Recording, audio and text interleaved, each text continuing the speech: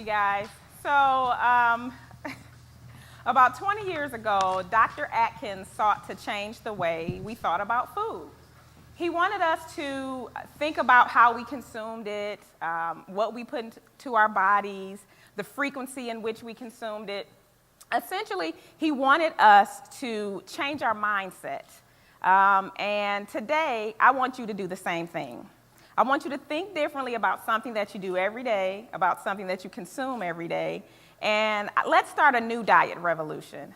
But this one is not a food diet, it is a digital diet, okay?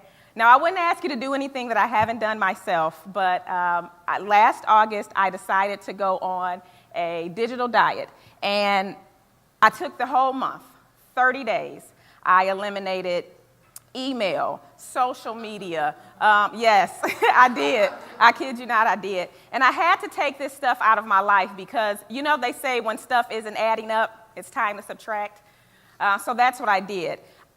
You know what, and I really brought it on myself. After about 7 years of just being online all the time, I had maybe 12 hours straight, whether it was professional or personal. But it just got to a point where I kind of just had enough. I wasn't a fun person anymore. My skin started to break out. And I had all these stressors, and I just didn't know what it was. Last August, I had a laptop, a tablet, and 2 cell phones. And I even went down to that Swedish furniture store and bought a laptop stand so that I could scoop my computer up to the bed.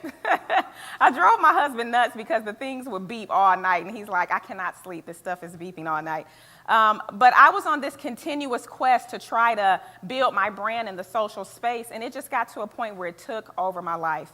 So when I took that time to myself, I knew that it was just something that I needed to do, and it was a diet. It was like a fast and a cleanse at the same time, but I had to do it. It was just something that spoke to me very loudly, and I'll tell you, it's hard. You know, I had to leave 10,000 of my closest friends because at that time I had about 6,000 followers on Twitter, 3,000 some odd on LinkedIn, goo gobs of folks on Facebook. I just gotten on Pinterest, so don't even get me started on that one.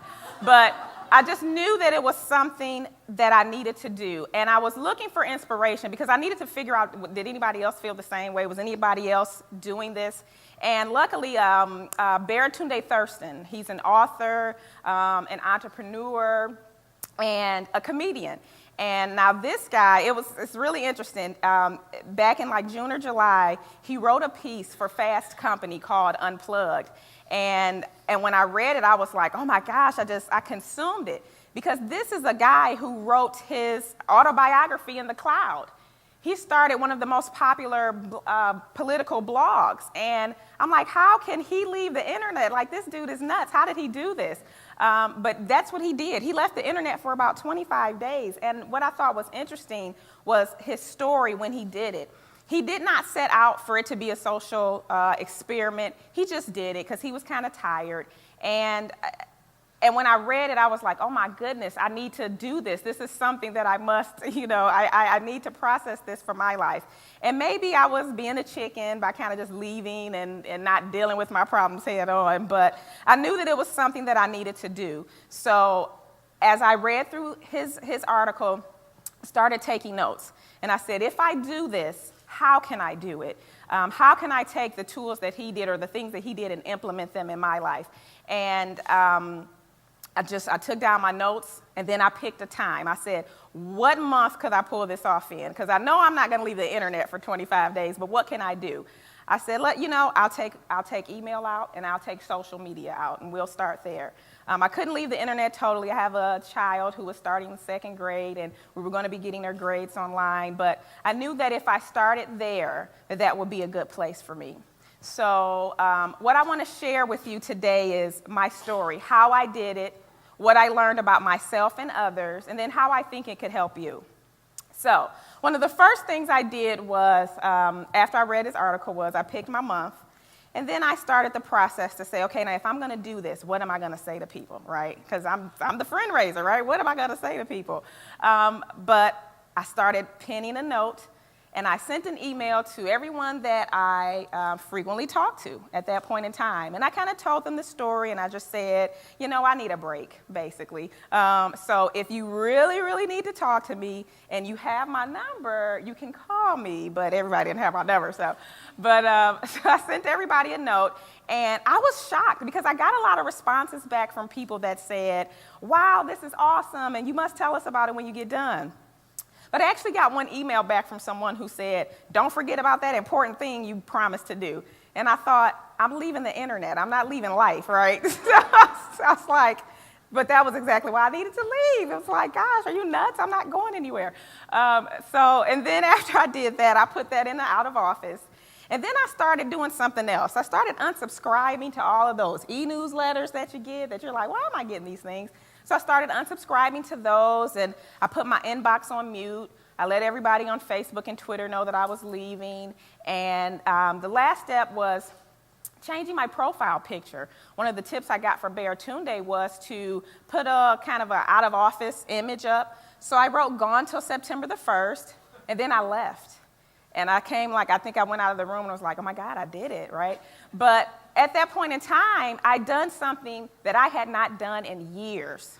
I immediately set boundaries in my life. And what I realized throughout this process was that I wasn't doing that anymore. I had just blurred the lines. People could reach me anywhere, anytime. It didn't matter. If you didn't catch somebody on Twitter, then they're going to text you about it, right?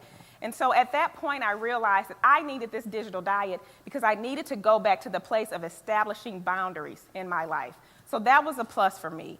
And in the process of establishing these boundaries, I realized that, again, I know I'm not the only person, so I had a lot of free time on my hands. So I started to look up some other, to see if anybody else is doing anything like this and how are they feeling. Because I tell you, after about 3 days in, I was like a crackhead. I was like, oh my God, I need the internet. I really was. And now I didn't give up Evernote. So I did pull out my phone and I was leaving notes to myself like, wow, this is how I feel today, And I was like, I can't be the only person who feels this way, because I definitely felt like it was a bunch of crazy and then that downtime just the first couple of days. So I found out about this concept here called digiphrenia. And Douglas Rushkoff, he's an author, and he talks in his book, it's a book called Present Shock.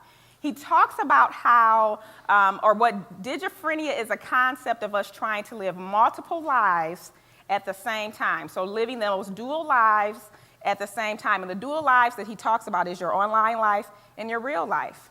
And he says that most folks are really kind of uncomfortable being in this space. And what I think is interesting about that is he's right, because let's just take today, for example. You've had hashtags up. You might be tweeting right now. But you really cannot be here and be there. You cannot, because you're going to miss something. You're either going to kind of chuckle to yourself because you read something in your feed, or you're going to miss something that some of the speakers have said today, because it really is an uncomfortable place to be in. And we don't really know that we have this uncomfortableness because, again, we haven't stepped away from it. And the other thing he talks about in digiphrenia, and I just thought this was hilarious, is that he says that time right now is really of no value. And what he meant by that is, let's put it like this. I'm old enough to remember a time that when you wanted to talk to somebody on the phone, you just had to call them at their house and hope they were there, right? And when we got called waiting, it was like, hello? Because I had my sister's 2 years older than me, my brother's 2 years younger, so, we were fighting over the phone. So what I said that to say this. Time had value then. If someone said, I'll call you at 6 or 7, you knew that, I got to get home by 6 or 7, right, so that you can get that call. But somebody could be texting you or calling you right now, and if you don't call them back in the next hour, they're going to lose their mind, right? Because time has no value when we're living in the space of the Internet of Things where everything is connected. And so one of the biggest things I think I picked up during this digital diet was to reestablish what value meant for me and my time. And my time is very important. I have 2 young children and a husband, and why would I take time from them to give time to someplace else? And so that was huge for me. I tell you what, though, one of the other things that I think I picked up was Well, they say that the first step in recovery is admission. So I am here today to tell you that I am a functioning social media addict. But let me tell you why I feel that way. A couple of things happened. One, because I knew I had to go cold turkey. I knew that there was no way I was not going to get on Twitter unless it was not on my cell phone. I just knew it. I said, I just have to take this app off altogether. It's not going to work. And so that was the first step. The next one was that when I felt like I had to ask people's permission to leave, which again is nuts. When I sent that email after I sent it, I was like, why did I do that? Who gives a crap if I don't send somebody an email back? They did, obviously. So, obviously I needed to do it. So the third reason why I knew I was addicted was because I allowed others to support my habit, right? Because I had all these Twitter followers, people would tweet me all the time and say, retweet my most awesome thing ever, and I'm like, sure, and I'm retweeting it, right?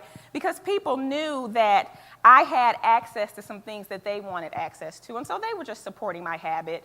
It got to a point where, it's funny because I was telling my husband, I was like, I cannot watch Scandal anymore because I'm on Twitter and I'm not paying attention. But that was a part of my addiction was, oh my God, I got to get on Twitter because we got to watch Scandal. No, I have to watch Scandal at my house, not on the computer.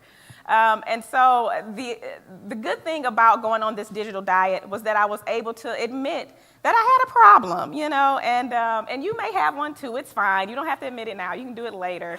But that was the great part about going through this process. I did pick up another addiction, I must tell you, but it was books. It was actual books. And I'd always been a voracious reader. Everybody in my house has their own bookcase. Even my 2-year-old. Everybody has their own bookcase, and we love books, right? And I could literally read them with the best of them. I'd churn them out.